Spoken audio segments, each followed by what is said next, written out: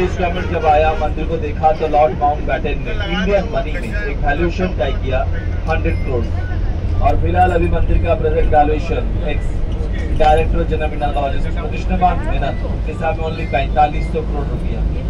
और देखिए आज आप लोग सभी ये 4500 करोड़ कंस्ट्रक्शन को सिर्फ 40 रुपये में देखेंगे।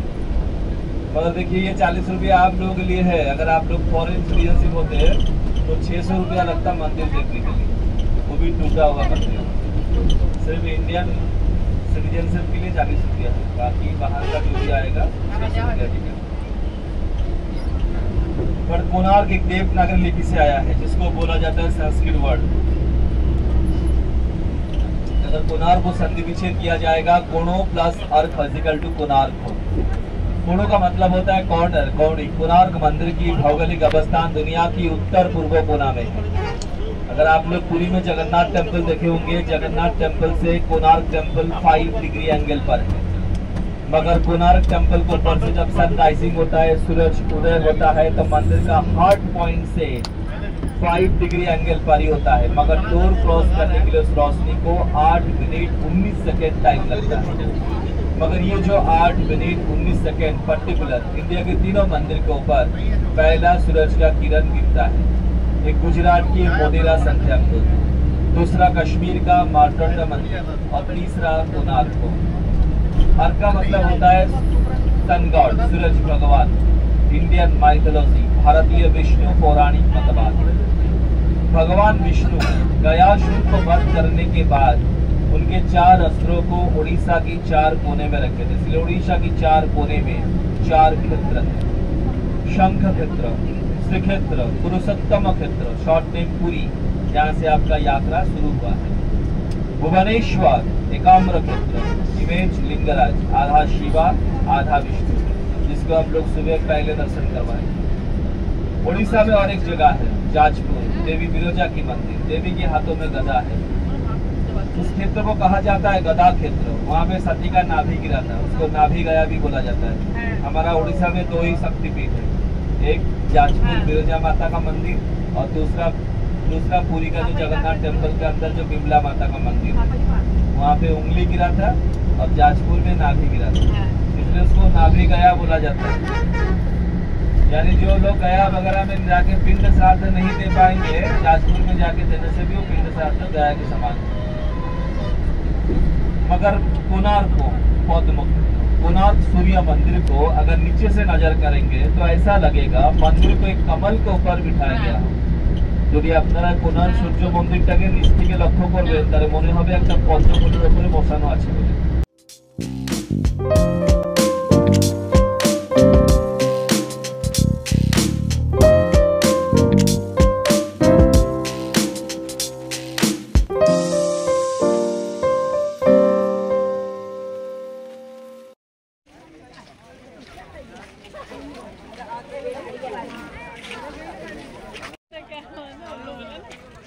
এবার আমরা কোণার্ক সান টেম্পলে এসে গেছি। বহু লোক আছে, বাস জার্নি অনেকটা করার পর আমরা এসে পৌঁছলাম। এটার ব্যাপারে যতদূর জানা গেল, এটা হচ্ছে অনলি নাট মন্দির যেটা এখন অবধি আছে, মানে ধ্বংসাবশেষ হিসেবে বা যেটুকু লেফট পড়ে আছে সেটুকু হচ্ছে নাট মন্দির। বাকি মেন মন্দিরের থেকেও নাকি বড় ছিল, আরও বিশাল বড় এলাকা নিয়ে ছিল, আরও অনেকটা ছিল, কিন্তু এখন শুধু এটুকুই রয়ে গেছে। এটাই আমরা দর্শন করতে পারি। এই এন্ট্রি গেট।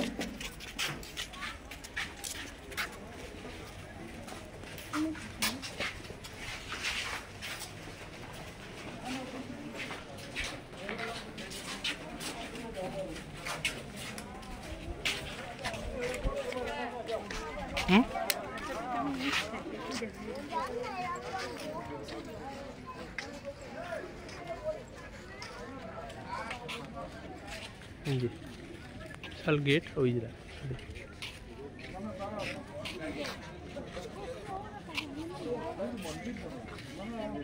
এই হচ্ছে টোটাল সাইডটা, যেটা আমরা আগেও বললাম, যেটা হচ্ছে ধ্বংসাবশেষ পড়ে আছে।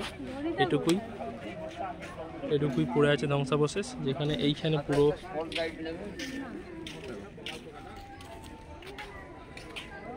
এই যে এটা পুরো ম্যাপ।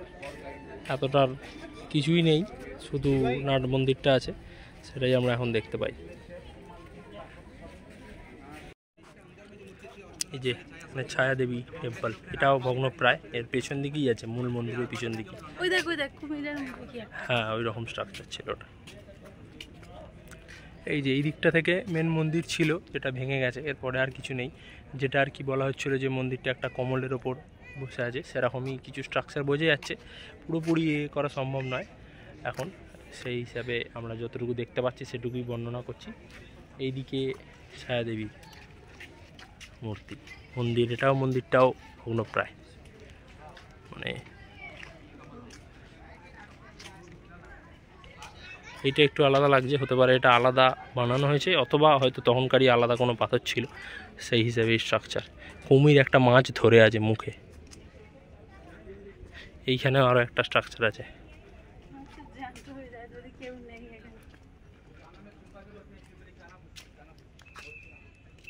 একটা পাথর আছে দেখ, ওইটা যেটা কুমিরটা ছিল ওই কালারেরই। ওটা তো হস্তিদার। সব কটাই আলাদা আলাদা জিনিস।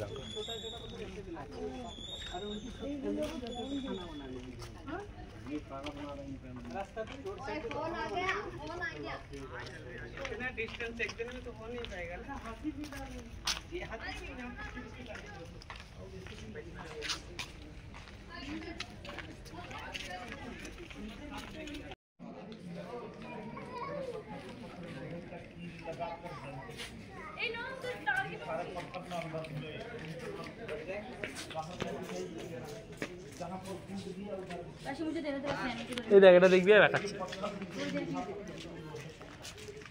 আমি যেটুকু জানি, আমাদের একটা স্যার এসেছিল, সেই স্যারটা আমার বোঝাচ্ছিল। দেখ, এইটা পুরোটা হচ্ছে একটা করা, ভাগ করা। এই যে মোটা বিমগুলো দেখছি, এইগুলো একটা ডায়াল, আর এই সরুগুলো এটা একটা ডায়াল।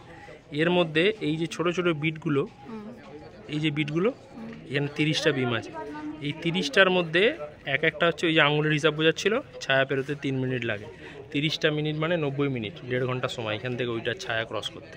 এরকম পুরোটা ধরলে 24 ঘন্টার হিসাব আছে। হ্যাঁ, এই চাকাগুলো যদি খেয়াল করা যায় বোঝা যাবে, প্রত্যেকটা যে ছবি দেওয়া আছে মাঝখানে, এই যে এক একটা এক্সেলের পাশাপাশি যে ছবি দেওয়া আছে, এইগুলো এক একটা গল্পকে বোঝায়। এবার আমরা সব গল্প জানি না এখানে, সেই জন্য আমরা বোঝাতে পারছি না, কিন্তু অন্য একটা চাকা দেখি আমি বোঝানোর চেষ্টা করব যে প্রত্যেকটা গল্প আলাদা, সেম না। অনেক অনেক মূর্তি। এই যে এইখানে আবার একটা আলাদা স্কাল্পচার। অনেক অনেক অনেক ডিটেলিংয়ে বানানো, জানা সম্ভব না। আমাদের গাইডও বোঝালে এত গল্প আছে, এত স্টোরি আছে, যেটা আমি একবারে বলে বোঝানো সম্ভব না। আমরা খালি যতটা আর কি চোখে দেখা যায় সেটুকুই দেখে নিচ্ছি, ব্যাস। দারুণ দারুণ একটা স্থাপত্য।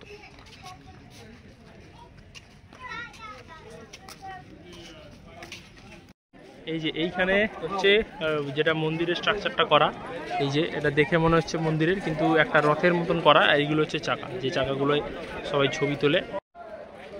এই যে এইটা হচ্ছে মূল মন্দির। এর পাশে যেরকম আগেকার রাজাদের হতো, ওইদিকে ঘোড়া সাজানো আছে, সেই যে দূরে এইখানে। আর এই দিকে যদি দেখা যায়, হাতি আছে। এই যে এখানে সবই ভগ্নপ্রায়, কিন্তু তখনকার দিনের এই হিসেবে ভাবলে কি বিশাল একটা জিনিস বানানো হয়েছিল, দুর্দান্ত লাগছে দেখতে।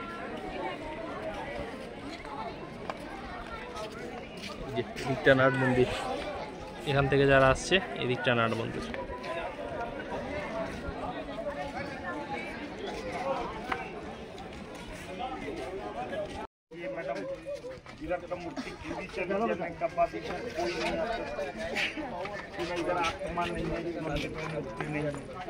तो इसीलिए ये विश्व प्रसिद्ध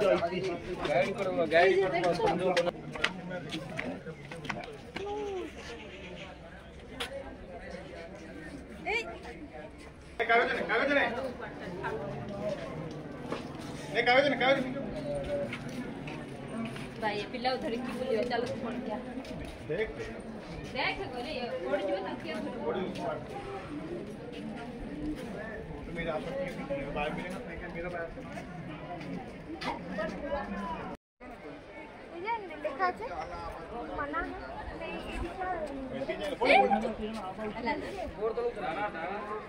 ಅಲ್ಲ